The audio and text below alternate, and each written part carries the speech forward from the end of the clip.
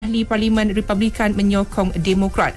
RUU itu antara lain akan menyediakan dana kecemasan untuk membantu rakyat Amerika yang terjejas akibat bencana alam.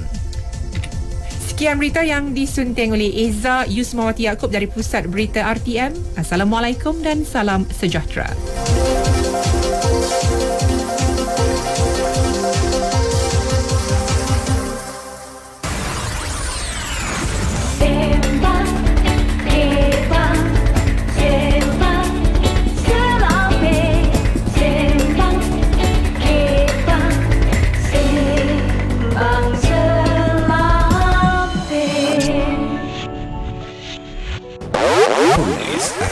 Segala mixer di kontinen kepaju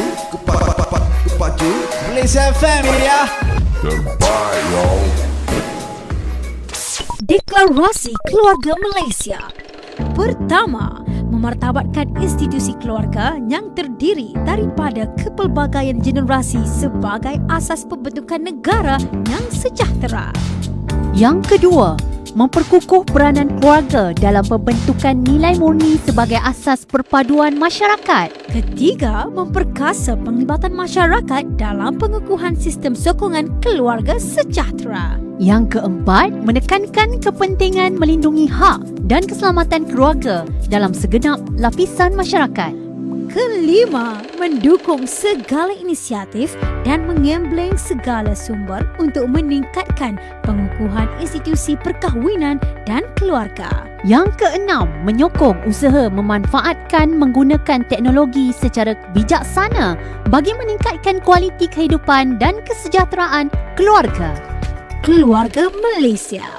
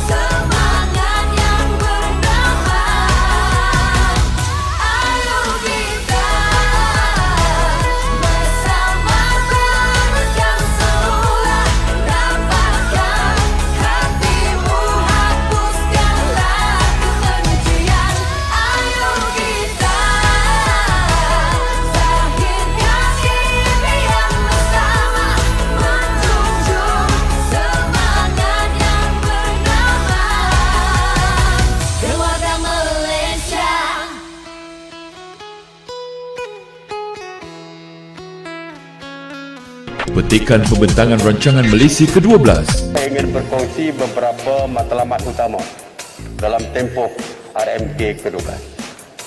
Pertama, pertumbuhan KDNK disasarkan pada kadar 4.5 sehingga 5.5% setahun dalam tempoh 2021-2025. Kedua, pendapatan isi rumah dianggarkan sebanyak kira-kira RM10,000 sebulan pada tahun 2025.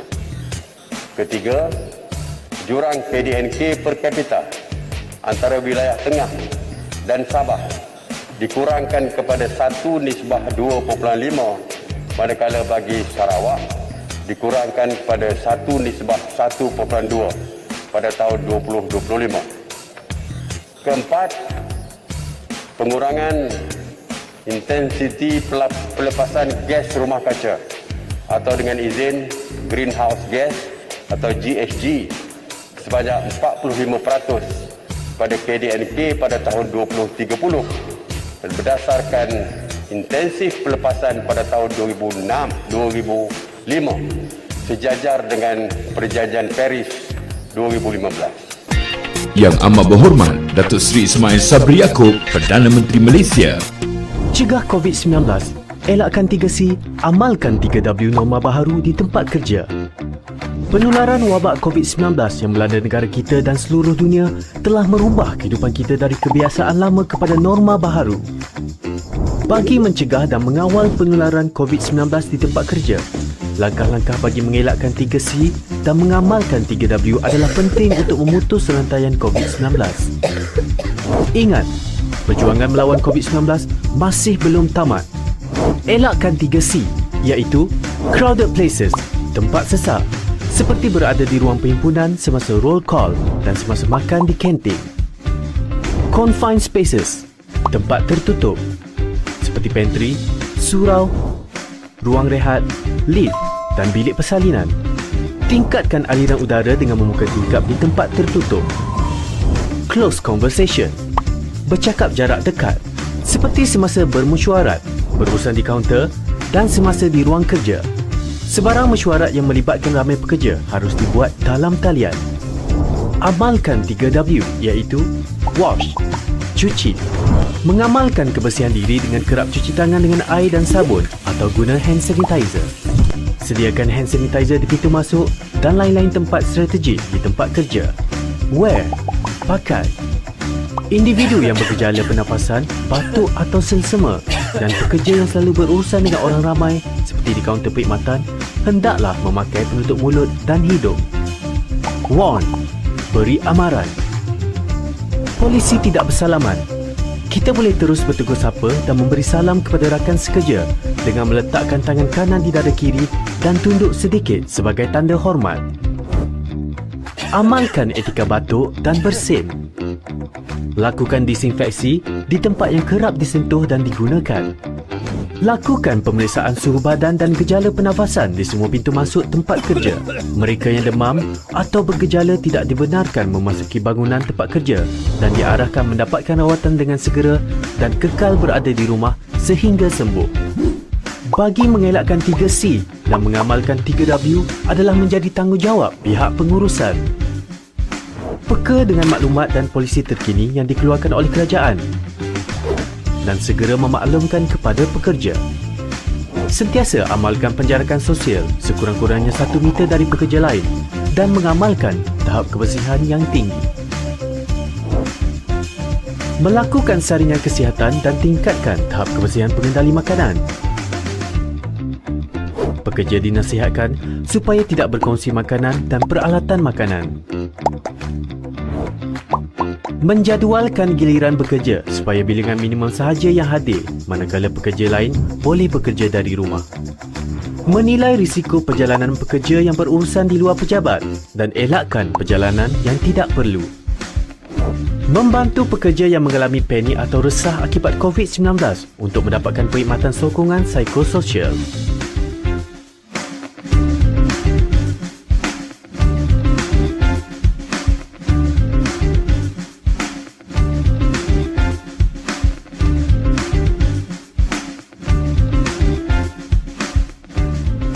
ayam halal berkualiti tinggi, pilihan Muslim masa kini. Pesanan ikhlas daripada kami, ayam Bismi segar, halal dan suci. Jom bertukar ke ayam Bismi sekarang. Ikuti rancangan Ambil Tahu Fatwa di Perlis FM pada setiap hari Jumaat jam 3.15 petang bersama tetamu-tetamu khas yang akan mengupas tajuk berkaitan fatwa di negeri Perlis. Rancangan setengah jam ini akan disiar secara langsung menerusi gelombang 102.9 MHz. Rancangan ini dibawakan oleh Perlis FM dengan kerjasama Jabatan Mufti Negeri Perlis. 102.9 Perlis FM.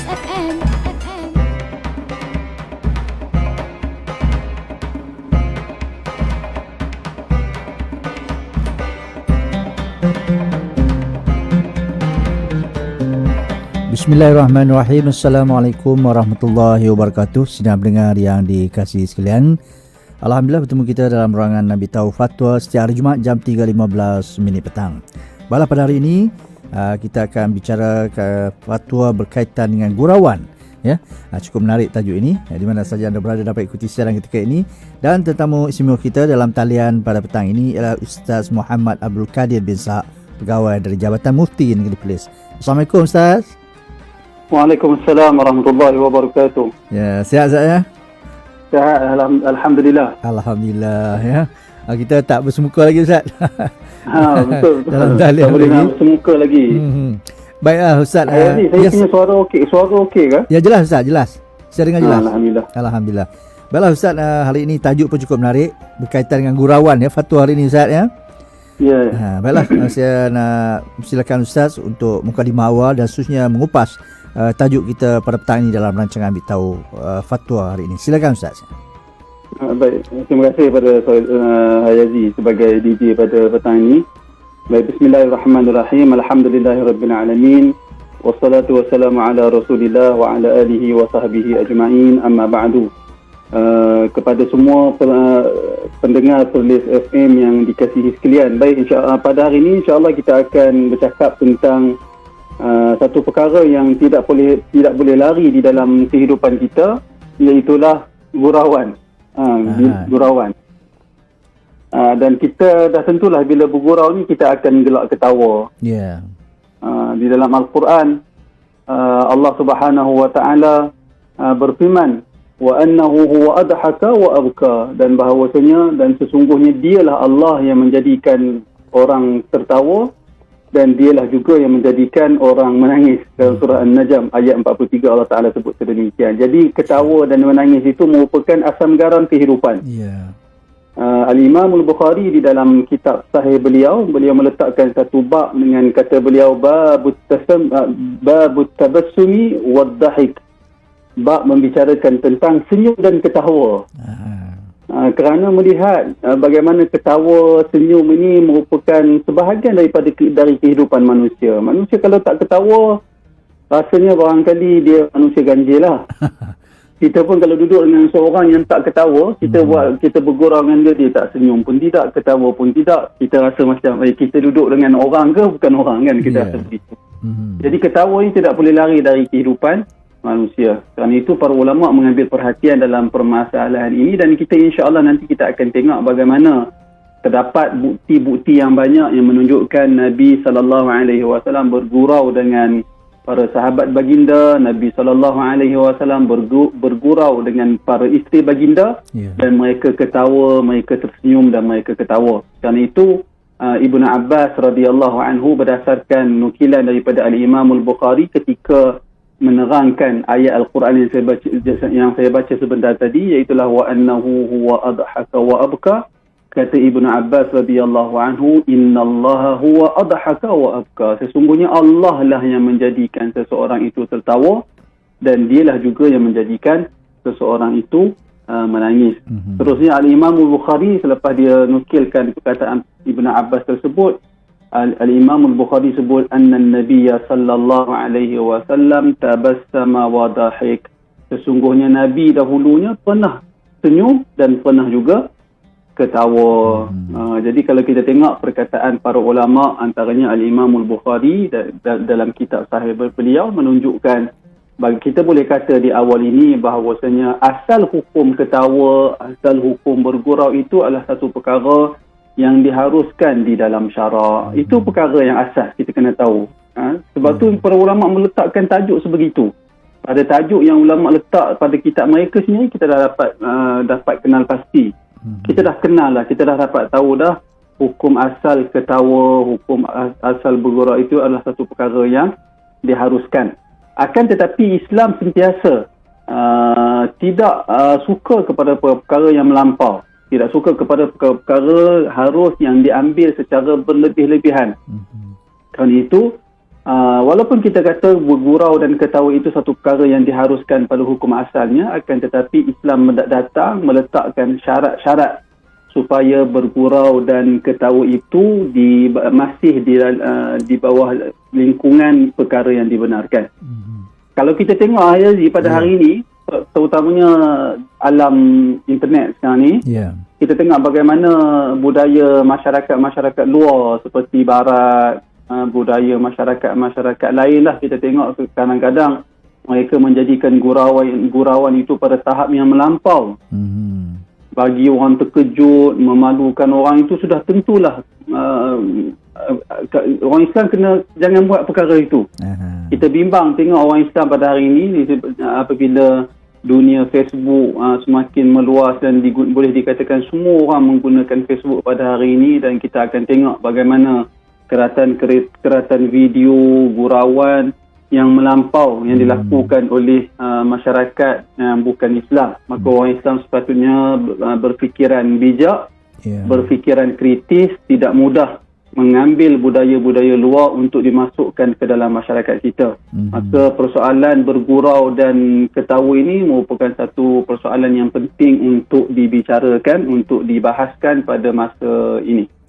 Seperti saya sebut di awal tadi, Hayazi, di dalam hadis dinyatakan bagaimana Rasulullah SAW bergurau dengan para sahabat baginda. Salah satu yang mungkin boleh saya kongsi dengan kesemua para pendengar Perlis FM pada petang ini, iaitulah sebuah hadis yang diriwayatkan daripada Anas ibn Malik, yang mana beliau berkata, anna rajulan ata Rasulullah sallallahu alaihi wasallam faqal. Kata Anas ibn Malik, satu hari seorang lelaki datang kepada Rasulullah. Kemudian lelaki itu berkata, ya Rasulullah, ihmilni ala ba'irin. Ya Rasulullah, bawakan aku menaiki unta. Dia minta Rasulullah beri unta kat dia supaya dia boleh dapatkan seekor unta. Lalu Rasulullah sallallahu alaihi wasallam jawab permintaan lelaki itu dalam bentuk gurauan. Nabi kata, inna hamiluka ala waladin naqah. Nabi kata macam tu. Kata Nabi, sesungguhnya kami pasti akan bagi kamu naik anak unta. Nabi kata, naqah ni unta betina. Waladun naqah maksudnya kami akan bagi kamu naik anak unta betina. Nabi cakap sebegitu. Bila Nabi jawab sedemikian, lelaki itu terkejut, nak buat macam mana, nak buat apa dengan anak unta betina, kecil lagi kan. Jadi lelaki itu kata, wa ma asna bi waladin naqah ya Rasulullah, aku nak buat apa dengan seekor anak unta, nak buat apa dengan seekor anak unta betina, tak ada apa yang aku boleh buat. Lalu Rasulullah sallallahu alaihi wasallam jawab kepada lelaki tersebut dalam bentuk gurauan. Ni suasana gurauan ni. Nabi kata, wahal talidul ibila illa nuq. Kata Nabi, bukankah tak ada unta melainkan dilahirkan oleh unta betina. Walaupun unta tu besar dah, mesti dia asalnya adalah anak kepada unta betina. Ibu dia yang melahirkan dia. Jadi Nabi bergurau kepada orang tersebut. Ini salah satu bentuk gurauan. Walaupun gurauan itu di awalnya telah disalahfahami oleh lelaki tersebut, tetapi Nabi melayan lelaki tersebut dalam bentuk gurauan. Dalam bentuk gurauan. Itu menunjukkan Nabi memang bergurau dengan para sahabat. Demikian juga Nabi SAW pernah bergurau dengan Anas ibn Malik dalam bentuk panggilan. Nabi panggil Anas ibn Malik. Nabi kata, ya zal udhunain. Nabi kata, budak yang ada dua telinga. Nabi buat dalam bentuk sebegitu. Ulama, ini bentuk gurauan orang Arab di zaman Nabi lah. Sebab apa kita kata sebegitu? Kerana salah seorang periwayat hadis ni dia kata baginda bergurau dengan Anas. Gelaran Anas, Nabi menggelar Anas sebagai Zal Udhunain ini adalah bentuk gurauan, kata para ulama. Jadi kita perlu memahami apa yang difahami oleh para ulama dalam mereka berinteraksi dengan hadis Nabi. Demikian juga barangkali boleh saya kongsi dengan para pendengar semua beberapa peristiwa yang menunjukkan Nabi SAW bergurau dengan sahabat-sahabat yang lain. Antara contoh lain yang boleh saya datangkan di sini, iaitulah bagaimana Nabi SAW telah memberi gelaran kepada sepupu baginda dalam masa yang sama, menantu baginda, iaitulah Ali bin Abi Talib radhiyallahu anhu, berdasarkan riwayat hadis daripada Sahal Ibnu Sa'ad yang mana beliau pernah berkata, Ali radhiyallahu anhu, gelaran yang paling dia suka sekali adalah Abu Turab. Abu Turab ni maksudnya bapak tanah. Bapak kepada tanah, begitulah. Sebab apa Ali suka dengan gelaran tu? Kalau ada orang panggil dia, ya Abu Turab, wahai bapak tanah, Ali suka sangat. Suka sangat. Kenapa? Kata para ulama, bahkan Ali sendiri bagi tahu, kerana gelaran Abu Turab itu gelaran yang dipanggil oleh Nabi sendiri kepada beliau. Kerana itu beliau suka sangat. Kalau kita tengok cerita dia, asalnya Aziz, satu hari Ali bin Abi Talib ni, dia ada krisis dengan isteri dia. Iaitulah Fatimah binti Rasulullah. Isteri dia anak Rasulullah, Fatimah. Satu hari dia ada krisis dengan isteri dia. Biasalah hidup rumah tangga ni dah tentu bukanlah manis sentiasa. Kan? Ada kalanya seperti orang tua kata, sedangkan lidah lagi tergigit. Macam itulah juga kehidupan rumah tangga ni, kadang-kadang ada hari tergigit lidah, kadang-kadang tergigitnya sikit, maka sakitnya pun sedikit saja, Haji.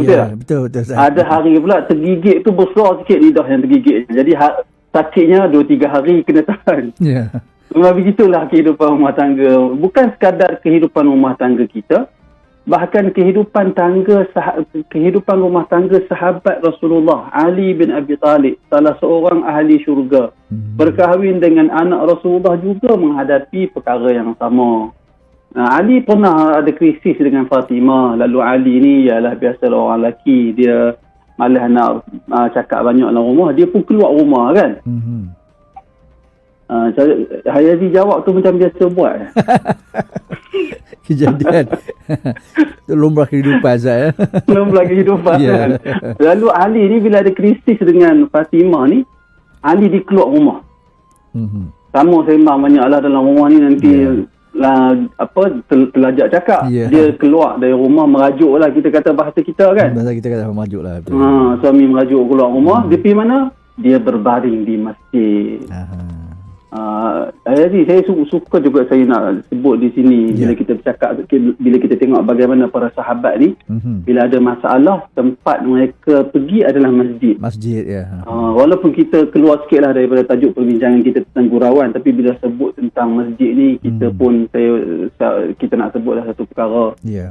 Semua sepatutnya masjid kita, AJK masjid, imam masjid, pegawai-pegawai masjid sepatutnya berusaha mewujudkan suasana harmoni di dalam masjid kita. Jauhkan suasana pertelingkaran, perkelahian, tempik menempik, jerkah orang, tengking orang. Jauh-jauh kita tak nak ada di kalangan pegawai masjid, AJK masjid yang bersikap sebegitu. Begitu bengis dengan nak berurusan dengan orang yang datang masjid. Tak boleh begitu. Masjid adalah rumah Allah, tempat mulia. Jadi kita tak boleh pelailah masjid. Terutamanya Hayazi waktu sekarang ni kan masjid ada PKP, ada peraturan yang perlu ditetapkan, SOP yang kena dipatuhi. Orang luar, antaranya orang luar qaryah tak boleh datang sembahyang di masjid kita. Tapi katalah ada orang yang datang ke masjid, dia luar qaryah, janganlah kita herdik mereka. Mereka datang tu bukan nak mencuri, mereka datang nak ibadat, nak solat. Semua dalam, barangkali mereka tak perasan SOP tu. Bukan semua orang nak baca SOP ni. Kita je ke masjid yang tahunya. Jadi bila mereka tersilap, mereka datang, kita bagi tahu Encik, minta maaf banyak-banyak, SOP tidak membenarkan. Nanti kalau kami benarkan Encik datang masjid, habis masjid kena tutup, kata itu kat dia kan. Cakap dengan elok, bukan kita sengaja. Dia nak buat ibadat, jangan kita herdik dia, jangan kita berkelahi dalam permasalahan sebegini.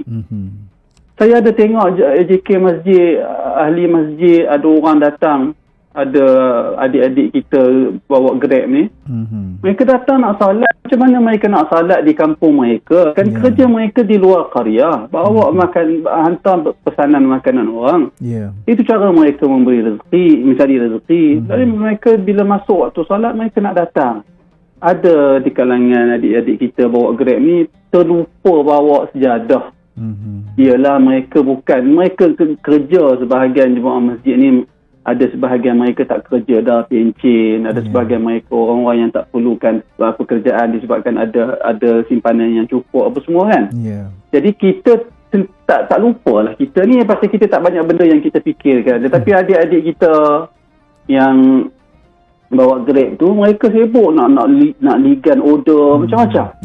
Jadi terlupa bawa sejadah, janganlah herdik mereka. Mereka ni nak main masjid, terlupa bawa sejadah, bagi tahu, ya Allah adik minta maaf sangat, minta maaf banyak-banyak kata. Waktu ni tak boleh, adik tak boleh masuk, adik pilih semayang kat luar masjid tu, kita kata yang tu, minta maaf adik. Abang kata bukan kami nak halang ni, tapi peraturan begitu. Tujuan dia kami nak jaga keselamatan ahli jemaah, ahli qaryah ni yang datang ke masjid ni, supaya tidak berlaku. Kita akan berusaha untuk mengelak sungguh-sungguh dari penularan COVID-19. Jadi kita minta adik fahamlah, solatlah di dua tu. Begitulah caranya. Masjid mesti mesra kepada orang Islam, hatta kepada non-Muslim yang datang ke masjid kita, nak ada apa-apa hajat yang mereka perlukan, kita kena serve mereka, kita kena layan mereka. Itu merupakan bantu mereka apa yang kita mampu. Ia merupakan satu dakwah, ia merupakan satu ringan tangan dari kita kepada manusia. Apatah lagi yang datang tu adik-adik kita Muslim nak tunaikan salat. Layan dengan elok, niatkan kebaikan kita layan orang lain dengan cara baik, niatkan kita nak pahala tu di sisi Allah di akhirat kelak. Pasti Allah Ta'ala akan sediakan ganjaran yang berlipat kali ganda kepada kita. Jadi pastikan masjid kita jadi mesra dengan orang lain. Jangan ada, kita tak nak, kita nak dalam qaryah kita, siapa-siapa sahaja ada masalah, yang tua maupun para remaja kita, anak-anak kita yang kecil-kecil, bila dia ada masalah, katakanlah bukan semua orang dikurniakan keluarga yang harmoni sentiasa. Ada kalanya ada masalah yang berlaku dalam keluarga. Kadang-kadang yang melihat masalah itu anak-anak berumur 10 tahun, 11 tahun, mereka pun jadi serabut tengok mak ayah mereka berkelahi di hadapan mereka sebagai contoh. Maka anak-anak ni bila berdepan dengan suasana tu, dia rasa macam dia serabut, dia tak cari tempat lain melainkan dia datang ke masjid. Kenapa dia datang ke masjid? Kerana dia melihat di masjid dipenuhi oleh orang-orang yang berjiwa baik, berhati murni. Dia tengok orang-orang masjid, dia rasa macam seronok. Tidak ada seorang pun di kalangan ahli masjid yang berniat jahat kepada, tidak ada, melainkan semuanya orang-orang baik belaka. Itu yang kita nak wujudkan suasana masjid dalam masyarakat kita pada hari ini. Masjid berperanan. Dan perkara itu kita akan tengok bagaimana perkara itulah yang suasana itu wujud pada masjid di zaman Rasulullah ataupun pada masjid Nabi SAW, masjid yang diasaskan oleh Nabi SAW. Tempat orang miskin berteduh, tempat orang susah berteduh, tempat orang-orang yang bermasalah berteduh. Mereka akan datang, mereka menemui ketenangan, mereka menemui orang-orang yang baik yang menghargai mereka di masjid. Itu sepatutnya kita perlu wujudkan, dan kita niatkan semua kita lakukan di masjid itu adalah untuk akhirat kita, untuk kita mendapat pahala di sisi Allah Subhanahu Wa Taala. Baik Aziz, kita pergi kembali kepada perbincangan kita. Ali bila dia krisis dengan isteri dia Fatimah, lalu dia keluar rumah, dia pergi ke masjid, berbaring di masjid. Bila baring ni, tertidurlah. Masjid Nabi ni bukan ada kapet macam zaman kita ni. Lantai dia berlantaikan tanah pasir. Jadi satu bila begitu tak lama selepas itu, Rasulullah cari Ali ni, pergi ke rumah tak ada. kan? Bila tak ada, Nabi pergi ke masjid. Tengok-tengok Ali sedang dalam keadaan berbaring di lantai masjid, di tanah masjid, dalam masjid. Jadi badan Ali ni dalam keadaan penuh dengan tanah lah. Lalu Rasulullah sallallahu alaihi wasallam dalam sebahagian riwayat berdasarkan riwayat Al-Bukhari dan Muslim kata, Nabi pergi dekat Ali yang sedang tidur di dalam masjid. Nabi pergi sapu tanah yang berada di belakang Ali. Begitu. Cuba tengok akhlak Rasulullah. Kita hari ni ada orang tidur dalam masjid, kita tempik dia, kita hertik dia, hang pergi kotak kapek masjid kami. Amboi, margarang ni kita. Bukankah masjid itu untuk orang-orang, untuk hamba Allah? Bukan rumah kita, rumah Allah Ta'ala. Kalau ada kena perkara yang mereka buat tak kena, sebut je, cakap dengan elok. Kapek ni mahal, tidak luar lah. Cakap, ya Allah, bukankah kita ni masyarakat yang penuh dengan adab dan tata susila? Pilihlah bahasa-bahasa yang lebih baik untuk orang-orang yang datang ke masjid. Dan mereka itu, kenapa mereka datang ke masjid? Kerana mereka Muslim. Alhamdulillah mereka tak pergi ke karaoke. Alhamdulillah mereka tak pergi ke tempat-tempat yang tak elok. Sebaliknya mereka datang, mereka memilih masjid. Itu pun Alhamdulillah. Baik, Nabi sapu tanah di belakang Ali. Kemudian Nabi kata, Ijlis ya Abu Turab, duduklah wahai Abu Turab. Itu bermula. Nabi kata bapak tu tanah, disebabkan badan Ali ketika itu diselubungi ataupun diseliputi tanah. Diseliputi tanah. Jadi ini menunjukkan bagaimana bergurau Rasulullah sallallahu alaihi wasallam bergurau dengan Ali bin Abi Talib radhiyallahu anhu. Banyak lagi lah Ayazi, kisah-kisah bukti-bukti gurauan. Bahkan Nabi pernah bergurau dengan budak-budak. Nabi pernah bergurau. Antara yang mudah saya sebut di sini, iaitulah Nabi bergurau dengan Abu Umair. Abu Umair itulah adik kepada Anas ibn Malik yang kematian. Burung kesayangan Nabi tengok dia dalam keadaan sedih. Nabi kata, ya Abu Umair ma fa'alan Nuwair, wahai Abu Umair, gelaran untuk adik Anas tu, apa yang dilakukan oleh burung kamu yang bernama Nuwair? Rupanya burung tu dah mati. Jaranglah dalam masyarakat Arab ni, jarang orang dewasa bergurau dengan kanak-kanak. Tetapi tradisi itu telah dipecahkan oleh Rasulullah, sehingga Nabi tidak segan silu bergurau hatta dengan anak-anak kecil. Bergurau dengan anak-anak kecil.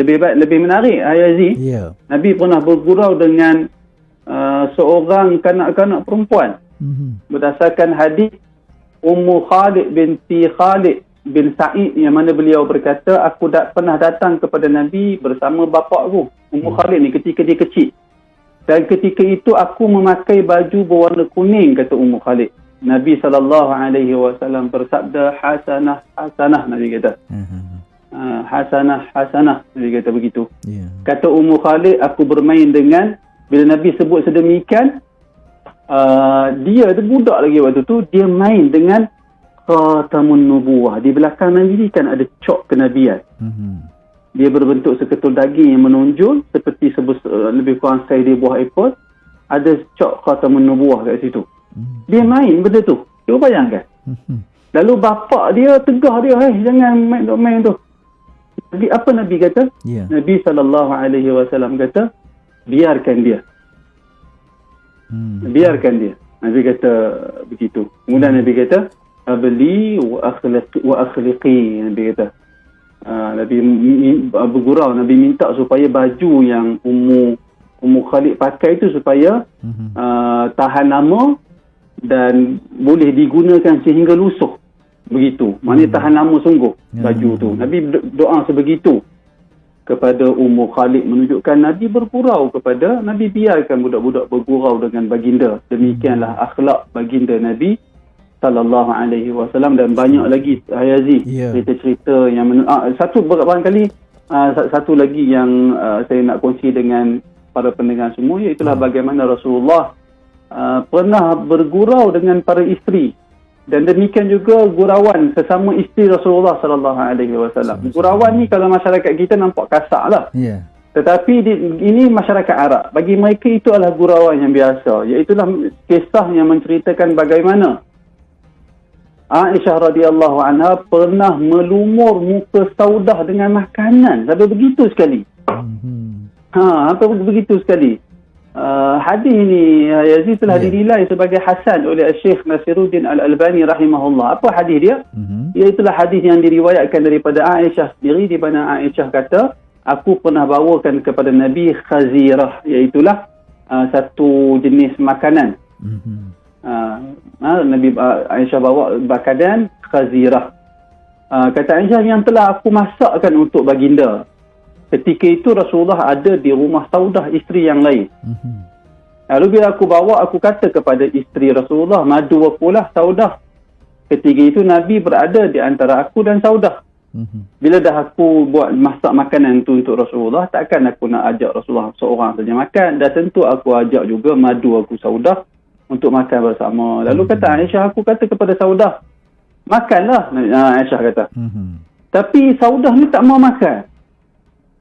Lalu Aisyah kata, aku kata lagi, kamu mesti makan, kata Aisyah. Kemudian kata Aisyah, atau kalau kamu tak nak makan, aku akan tempelkan makanan ni ke muka kamu. Kata Aisyah dalam bentuk gurauan. Namun Saudah tetap enggan. Dia pun buat macam bergurau dengan Aisyah. Nak tengok Aisyah ni betul ke nak buat. Kan? Tapi bergurau. Kemudian kata Aisyah radhiyallahu anha, lalu aku meletakkan tanganku ke khazirah, ke makanan tadi ni, dan melumurkannya ke muka Saudah. Sampai begitu sekali. Nabi tengok gurauan antara Saudah dengan Aisyah. Kata Aisyah, menjadikan Nabi SAW ketawa. Dan baginda bukan setakat Nabi ketawa, Nabi letak tangan baginda dan berkata, lumurkan lagi ke muka Saudah, lumurkan lagi. Cuba tengok, sampai begitu sekali. Kemudian bila tengok muka Saudah penuh dengan makanan khazirah, Nabi SAW ketawa melihat gurauan apa yang baginda dan Aisyah lakukan terhadap Saudah. Hadis ni disebut oleh Abu Ya'la, diriwayatkan oleh Abu Ya'la. Kemudian Al-Imam Al-Haythami, salah seorang ulama mazhab Syafi'i dan ulama hadis dia ni, di dalam kitab dia Majma'uz Zawaid, dia berkata hadis ini hadis yang diriwayatkan oleh para periwayat yang sahih.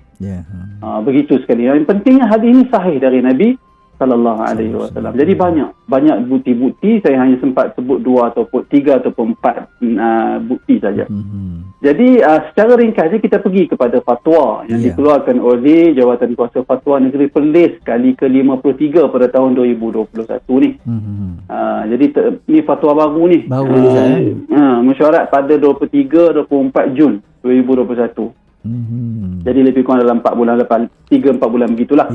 Baik, dalam fatwa tentang gurauan ini, fatwa Perlis menyatakan dia ada poin di sini. Yang pertama, kata Fatsirah Fatwa, hukum gurauan secara umum pada asalnya adalah dibenarkan. Macam saya sebut awal tadilah.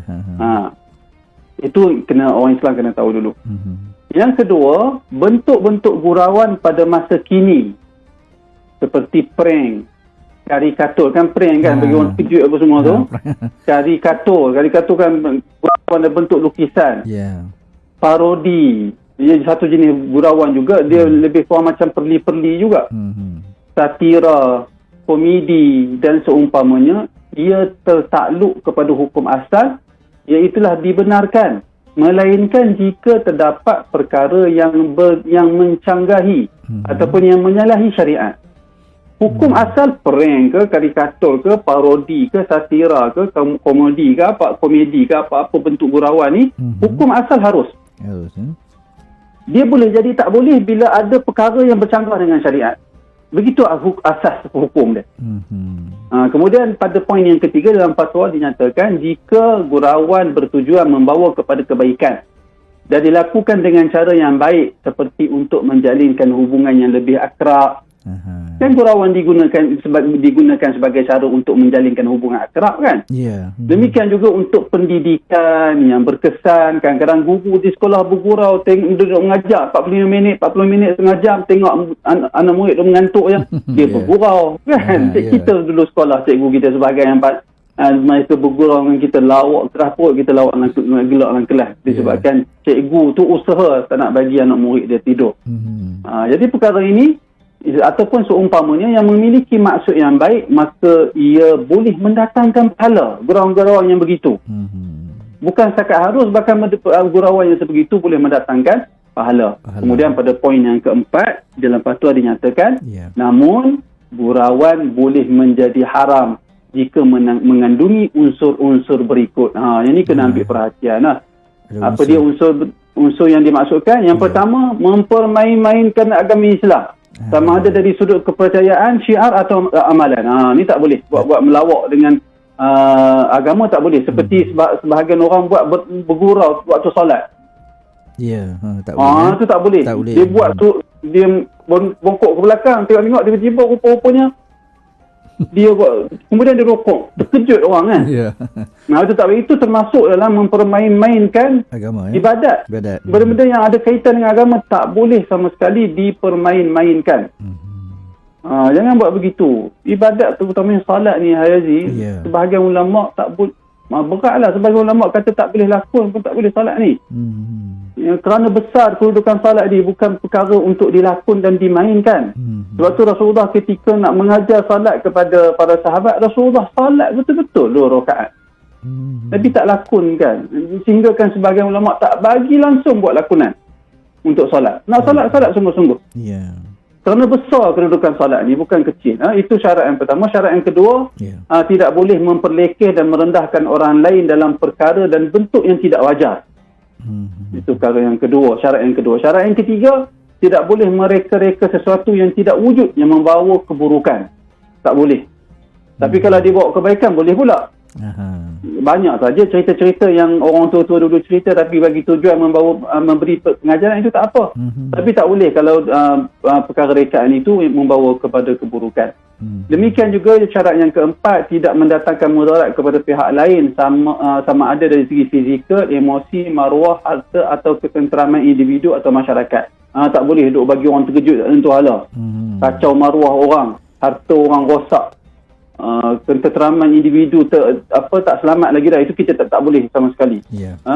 Kemudian syarat yang kelima, tidak boleh perlakuan maksiat, dosa dan kemungkaran. Tak boleh bergurau dalam bentuk melakukan maksiat, dosa dan kemungkaran.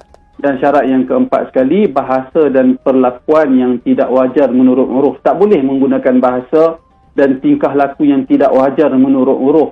Seperti gurauan-gurauan yang merendahkan martabat pelawak tu sendiri. Bubuh air liok kat muka, apa gurauan macam tu, pelik-pelik sangat.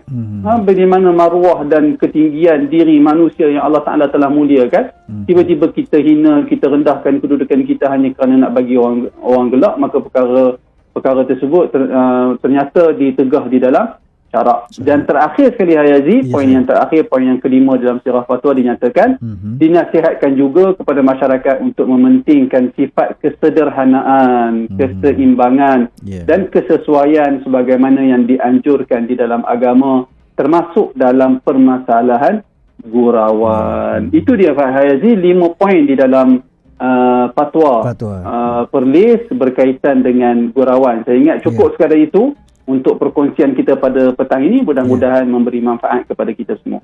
Itu dia, Ustaz. Terima kasih banyak, Ustaz, atas ilmu petang ini. Kita jumpa lagi, Ustaz, ya. Assalamualaikum.